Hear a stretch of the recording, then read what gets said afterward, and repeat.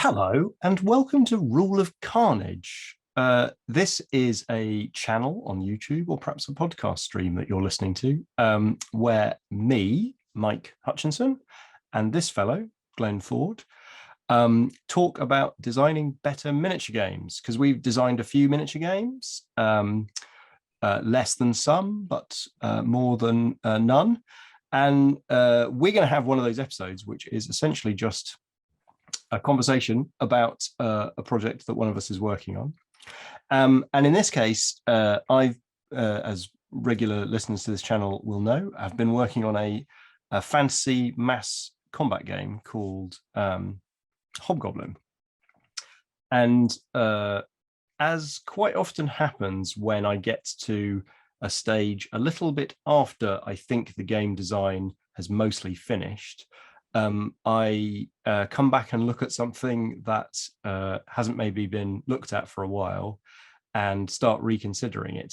Or in this case, more accurately, Glenn wanders past and sticks his finger in a bit of paper and punches a hole through it and goes, "Oh, I wonder if there's more fun that we can find in here." So the game that I was working on the rules for, I guess back end of last year, and I've been working more recently on the setting for, is a fantasy mass battle game where really the central conceit is you can use any fantasy models that you want, and then you can build your army list to essentially play the army in the way that you want to, whether that's the way that you imagine or the way that you want to try out. So that if you've got an army of skeletons or an army of orcs or an army of elves, you can kind of, from game to game, you are totally free to change the play style and tweak things around. So it's got a kind of generic templated army list system. And then when you actually sit down to play the game, it's a brutally fast game, which tries to crunch as much sort of sweeping mass battle game into as short a time as possible, and it's clipped out as much sort of mechanical, I guess I'm not sure exactly what the word is to describe, but it's gone for the minimum mechanical crunch to deliver the maximum bloody violence on the tabletop, with the intent of trying to get the game done as rapidly as possible, so you can sort of see a big epic battle play out in front of you really quickly. And I suppose it would probably occur to me later on in the conversation some other examples where I've gone back and taken a long, hard look at some part of the game because I found myself with a bit of time between when the game was supposed to be finished and when it actually needs to be turned in. So I think in this case, we're just going to have a little bit of a discussion about the particular topic of list building. And also, I guess this is going to lead us to talking a little bit about where exactly the fun lies in Hobgoblin, where its value proposition is as a mass battle game among a mass of other battle games. And I guess we'll just see where we get to. Glenn sent me some notes earlier today. We had a bit of a chat on WhatsApp. So this is a conversation that we would have had anyway at this point. So I hope you enjoy it, and we might end up just chasing our tails around in circles or shouting each other by the end. So let's find out. Well, yeah, this is very much an actual live game development conversation being had and recorded. But pretend they're not listening, Glenn. Yeah, so I'll sort of say my position on what I think Hobgoblin is and is meant to be, and what you've been aiming for, and where the things I've been suggesting today that I think I wouldn't be entirely satisfied with. I shall interrupt you at any moment that I feel like you're well off, but no, otherwise, yes. I want to definitely hear it. Good idea. So the way I see the idea of one of the ideas of Hobgoblin is, we've all got a whole bunch of minis. I've got several shelves of minis just here, and they're lovely and we love them, and we don't get them onto the tabletop quite as much as we would like. And there's a range of reasons why we don't necessarily get them onto the tabletop as much as we would like. Sometimes it's because some of the minis suck in whichever rule system we happen to be using. Some of the time it's because it takes a long time to get stuff to a tabletop, played through and put away, and as life goes on, sometimes we get increasingly time poor. Sometimes it's because the game itself takes a certain amount of time, but organizing to get to a club and get your army box together and get it into the car or whichever travel transport system it is, and turn up to a club and find somebody for a game and do all that organizing, all can sort of get in the way of just getting onto the tabletop and making some choices and smashing some models together. Yeah, so I'll pause you there. I solidly agree with the first one and the second one. The third one isn't really in my thinking, but that doesn't necessarily mean that it is either false or shouldn't be. Yeah, but this is one of those ones where I think maybe a side effect to some of the features of Hobgoblin is that it allows you to circumvent that third thing when it potentially, yeah. And we'll get into some of those bits at a later point. Now, so the fundamental idea is with Hobgoblin, you can grab any model you like and you can stick it onto the tabletop, and it won't be garbage. And you can run it through a game that will take somewhere between like half an hour to 45 minutes, and it'll be jolly fun, and everything will smash into each other, and there will be tactical choices. And maybe more like an hour to 75 minutes to be realistic, but yeah. Sure. And so you can run through a nice quick game. You can probably re-rack and play another game in the sort of the time you would normally, run a large mass battle system. Mm-hmm. And it'll be jolly fun re-racking as well. Now, I think that the core rules, the physical thing of getting stuff onto the tabletop and playing the game through, I think that has the potential to fulfill that.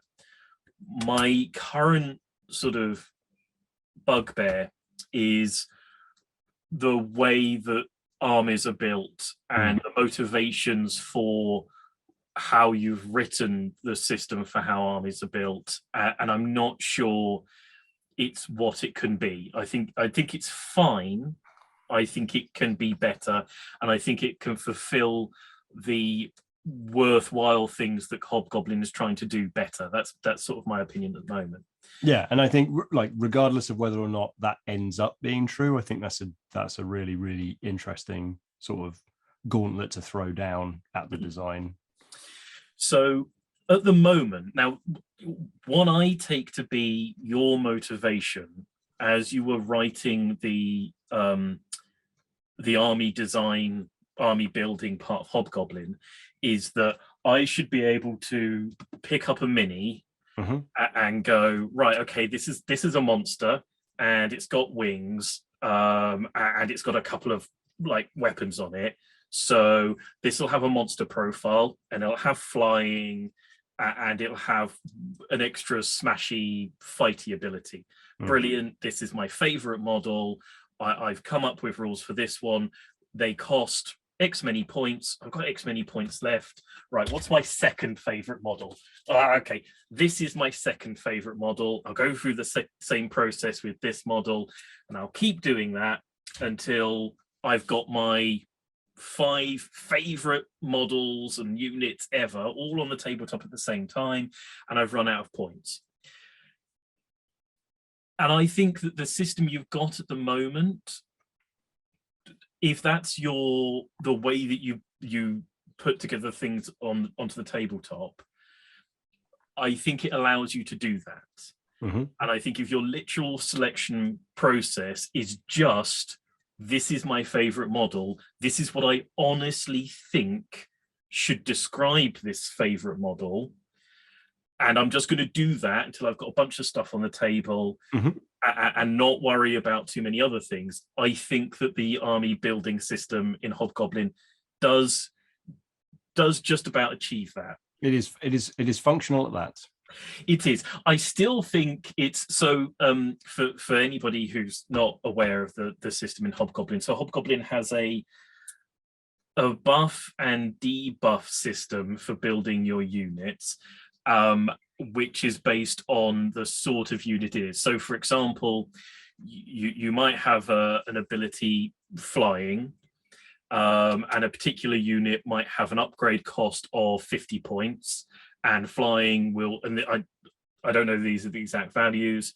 Flying might be a rank 3, so you multiply 3 by 50, and that's the cost of flying for that unit. And there might also be a debuff thing like cowardly, which will be like a rank 2, and so that will be minus 100 from the building of the unit. Yeah, so your monster might be 500 with it might base cost of 500 with an upgrade cost of 50, and that's a scaling factor that, okay, my rank 3 strength is going to add 150 points, my rank 2 weakness is going to remove 100 points, and it's going to end up costing 550 points for that flying fire demon there. And that is sort of my first problem with the system as it stands, and it's really a more minor of the problems.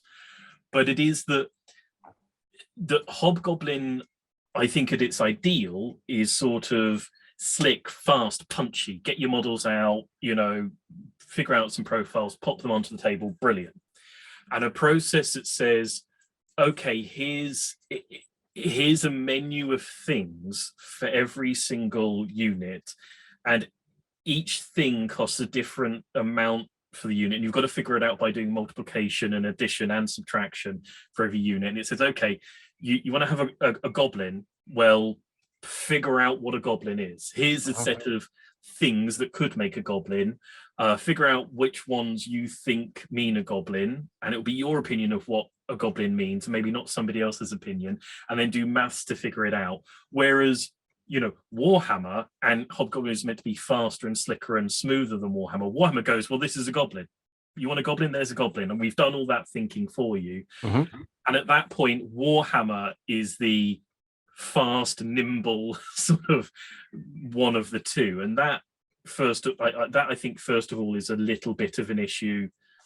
Potentially, although the game design up until this conversation, at no point had I considered that an important factor was that list design was very rapid, because I had considered list design to be something that should at least have some armchair pleasure to it. Although actually another element of this is that I have never experienced the multiplication pain of my own system, because I have written, and it will be provided to players, a spreadsheet army list thing that you just go, well, I want this unit type with this strength, and it just calculates it straight away. So for me, the maths became transparent and background immediately because of the tool that I wrote. But that is masking potentially a problem, which is, well, if you don't have the tool, if you've just got the rule book in front of you, then you have to do all of this stuff.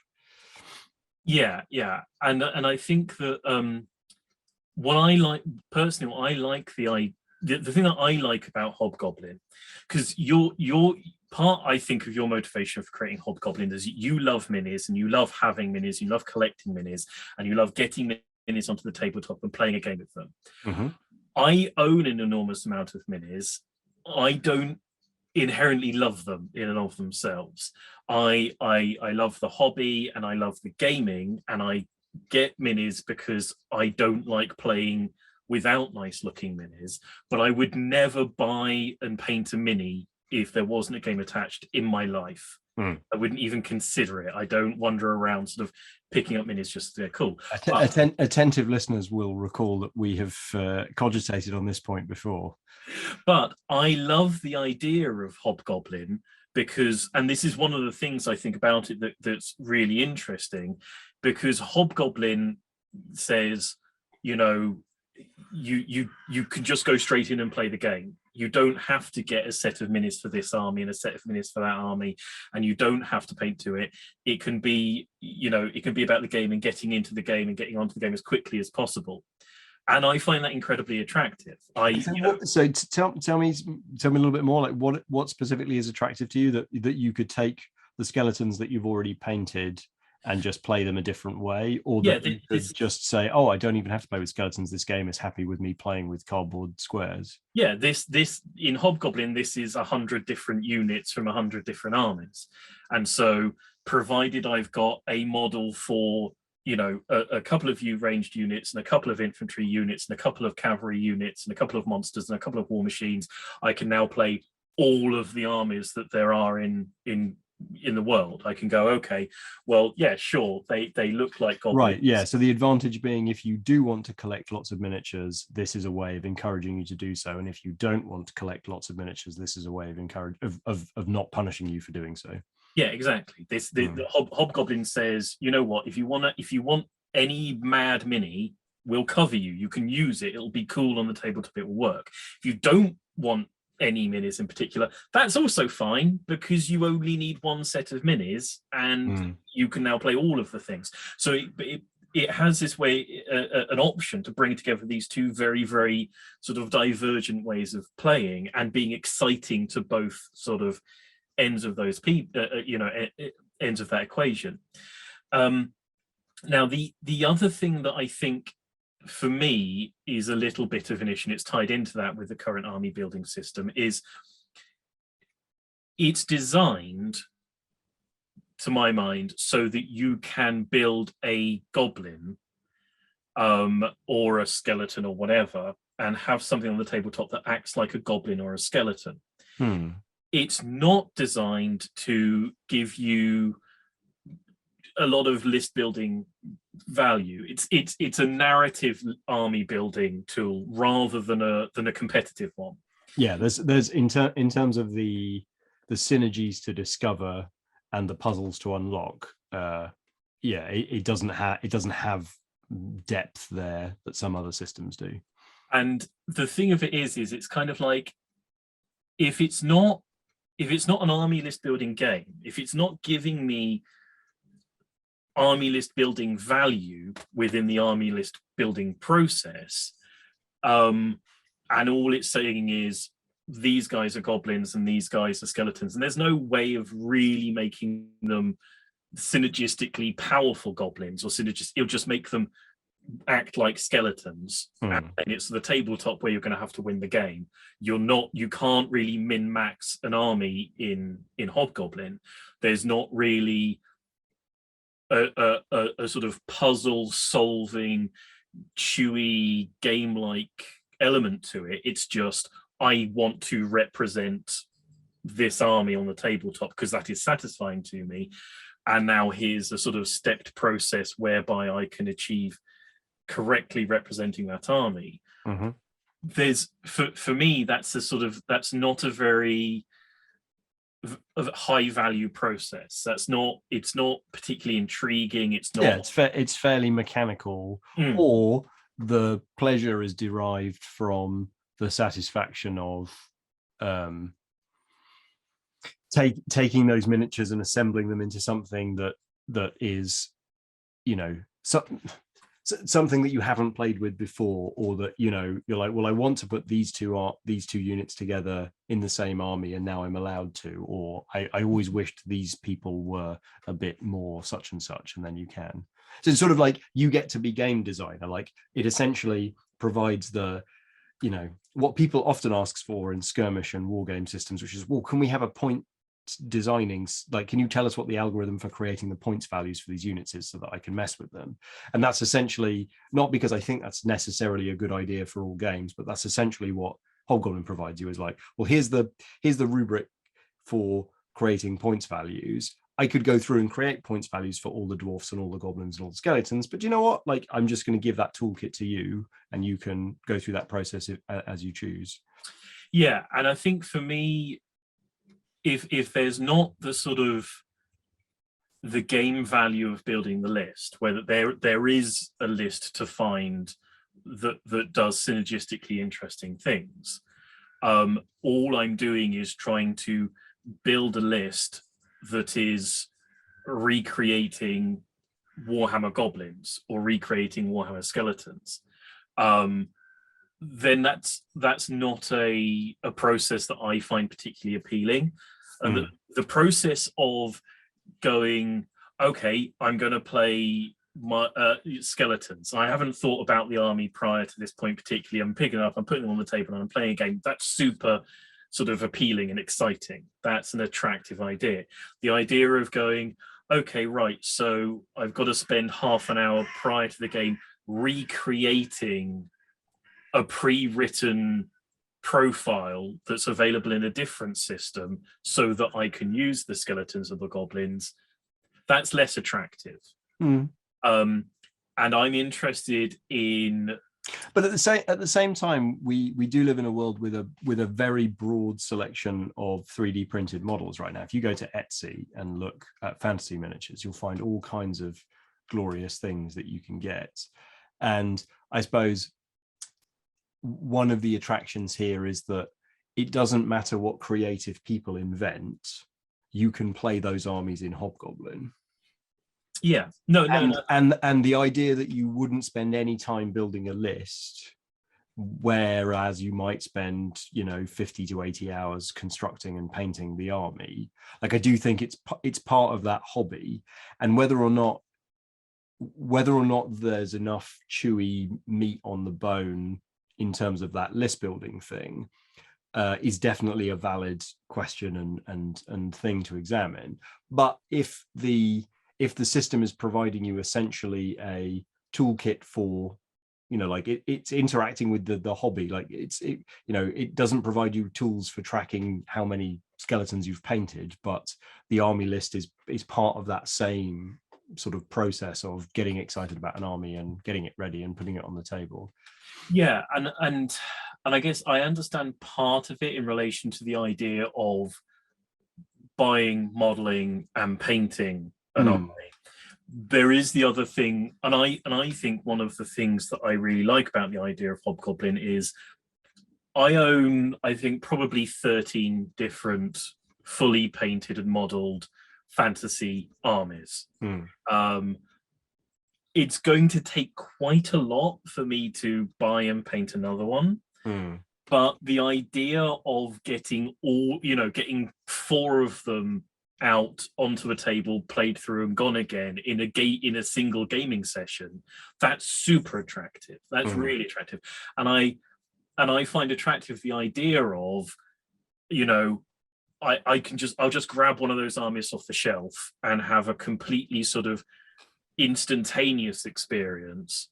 And I think what I'm pushing for is, if the army building process is sort of is a bit mathsy and a bit homeworky, but not giving me crunchy, puzzly rewards, can it be just fast and based on and giving me sort of shorter, punchier, at the tabletop kind of choices, properly gamified choices, rather than sort of list building choices? And that's sort of what, whether that can be done, whether that is fun and could be interesting. That's the thing that's intriguing me at the moment about Hobgoblin. And I am of the opinion that it would more strongly match in with some of the ideas that I think are some of the Hobgoblin ideas. But of course, Hobgoblin is your thing. And so some of the things that I'm thoughtful about so what we're talking about is sort of a bit more of a at the table kind of your army. You bring almost like a template of an army, and then maybe using cards, or maybe using tables, or maybe using some kind of bidding system, or maybe using whatever. Like you add all of the final flavor to your army at the table, maybe during setup, or maybe during the first couple of turns or whatever. I think that a few things that I'm thoughtful about of that is, one is that it makes the at the table experience longer, which is what it is, but if it's worth it, that's fine. Another thing is it adds a layer of kind of how to describe this. It's sort of like, what it makes me thoughtful about is the Billion Suns experience, where a couple of things are true. One is there's a lot of stressful decisions to be made at the table. Another is that the collection that you have available to you of miniatures sort of is quite meaningful. And the third thing is that by making poor sort of list construction decisions, because you had to make them under pressure, can change the way that the game turns out quite significantly. And so, without poo-pooing this line of inquiry at all, I guess just like the things that I'm thoughtful about are, does it cause me to have a stressful beginning of what was supposed to be an enjoyable experience? And I speak from a lot of experience here, because I play war games on a Wednesday evening after a long day at work, after probably insufficient prep. So I quite often am writing army lists whilst eating a sandwich, whilst trying to have a conversation, while setting up all the scenarios. So like, to some degree, you can see the sort of level of shit I give about army construction. But Yeah. like, that's just because I play a lot of new games, and like, we'll put something new on the table and I'm like, oh, okay, whatever, like I'll just sketch out a quick squad for that, and it doesn't, so I know that process at the table, in the moments before the game, at least when you're using kind of standard list building things where you have to pick a known unit and maybe add a couple of upgrades to it, can be quite stressful. And I guess, oh, sorry. No, go ahead. I would say, and I guess one of the ways of answering that is that there's an option for saying, yeah, you turn up with your army template, and then there's a version where, if you like doing this, we gamify the sort of the flavor spraying process at the start of the game. There is the option of saying, well, we randomize the flavor spraying process at the start of the game.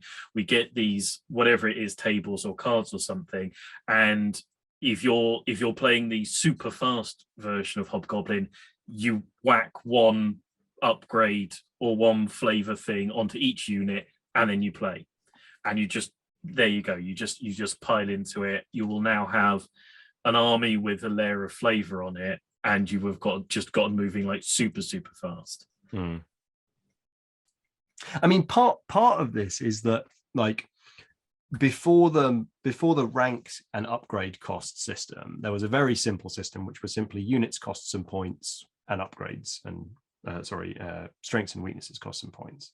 And the problem with that was there was this inherent imbalance, which is, well, a unit of like war beasts that are very inexpensive and quite rubbish against most other targets, like they're paying the same cost for a fly upgrade as a whacking great monster is paying, and so there's some imbalance.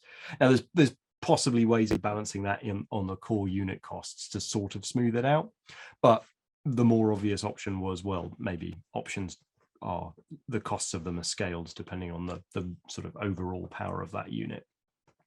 Yeah, although just to say, because that matches across on the disadvantages, it means that a disadvantage put onto a powerful unit saves you way more points than a disadvantage put onto an already weak unit. And so a min-maxed powerful unit buys you a whole lot and doesn't necessarily lose you too much. But that's a separate. And there's a wrinkle there in terms of, well, I'm going to choose the weaknesses that affect the part of that unit which I'm not going to worry about, like the slowing down the unit that was just going to stand there being tough as old boots.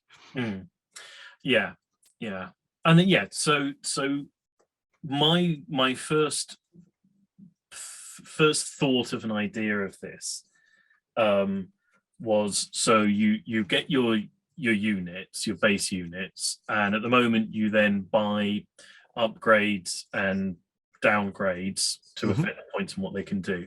And what I was suggesting is an idea that, so instead now what we do is we get X many units, and then we get like a deck of cards, and we play a little push your luck game where I flip a card and I can either apply it as an upgrade and stop pulling cards, or I can spin it around and apply it as a disadvantage and then get to pull like 2 more cards or 3 more cards or so on.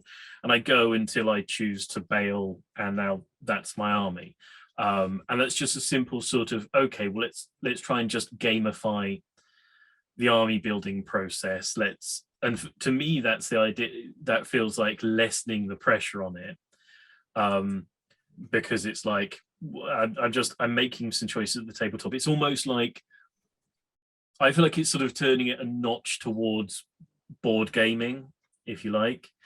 Yeah, in fact, I mean, I can't remember the name of it. There's a sort of mass battle game where you play with cards and they advance across a sort of chessboard situation. I can't remember the name of it. I've played it a few times, which this somewhat puts me in mind of. And I think, and this is kind of the sort of strange irony of it, is that, like, for me, that sort of idea dissociates the sort of imaginative hobby process of, like, well, I've got these things and I want them to do exactly what they do in my mind. But I can understand that at the same time it's doing the opposite of that. Well, it's like, well, you're severing, like, the whole point was to sever the, like, static powers of the unit from the miniature. And so this miniature, sometimes it has a good day and sometimes it has a bad day, and it's like sometimes it's elite and sometimes it's stupid, and it's like, and you get to, within some, like, you get to make that decision. You can never give the, if you like this guy, you never give him the stupidity weakness, or if you draw it, like, that's really power. And I think one of the things is, I think that the system you've got at the moment isn't a completely free system. You can have one disadvantage and up to 3 advantages. If in my head this particular unit should have 2 disadvantages, well, I still don't get what I had in my head. That's still not an option for me, because eventually there have to be constraints. And I think it's one of these things where what I'm inclined to do is turn what I think are the interesting bits of Hobgoblin up to 11 and turn what I think are the less interesting things down to 0, if at all possible. You know, I want it to, you know, I want everything that it can do, that it should be able to do as much as it can possibly achieve. And I think, you know, for people who are watching, and I think we'll sort of sign off at least on this part of this conversation, and I think we'll probably come back to it. But for people who are watching, I think possibly one of the interesting things about this conversation is that it's a bit about the relationship of, you know, designer, co-designer, designer, developer, whatever our relationship is sometimes, is that, you know, I at this point, for example, I have a really good understanding and a good feeling of what Gaslands is and what Mike's version of Gaslands is, and which of my ideas are my version of Gaslands and not Mike's version of Gaslands. And part of this conversation at the moment is that I know that I haven't fully got my arms around exactly what Hobgoblin wants to be, and I don't know how much of that is where Mike hasn't necessarily nailed out every single nuance of what he wants some parts of Hobgoblin to be, and which of them are that I just haven't got my arms around it yet. And that is and some of this is like, some of this is I don't have a strong opinion yet, and others is just like, I have a really strong feeling, but I've neither articulated nor been able to articulate it yet. And that's sort of part of that, the interesting alchemy of this. Yeah. So we'll sign off on this half of this conversation. We'll come straight back to it, because I think there's sort of still more to be worked through on this session generally, but this will be an excessively long video if we don't at least split up into 2 parts. So if you have watched this live development chat to this point, I assume you enjoy some part of watching game designers fumble their way through a part of a design. Please like and subscribe. Also, you know, look, I know a lot of people who are watching this video are working through their own designs, are working through their own ideas and their own games. You know, is there a part of your game that, you know, particularly if you work with other people and co-designers, is there a part of your game that you haven't communicated to each other or have had differences of opinion on? I'd love to hear about that and how you work through those. You know, and, you know, if you are putting together an army building system, if you're worried that it's not giving players the value you want, you know, how are you dealing with that? How are you going about fixing it? would you like us to weigh in on any of those subjects? We're more than happy to. Please drop us some comments in the comments section. But for now, and for this half of this conversation, until we return almost immediately, it'll be goodbye from this episode of Rule of Carnage. So, Bye-bye. bye-bye.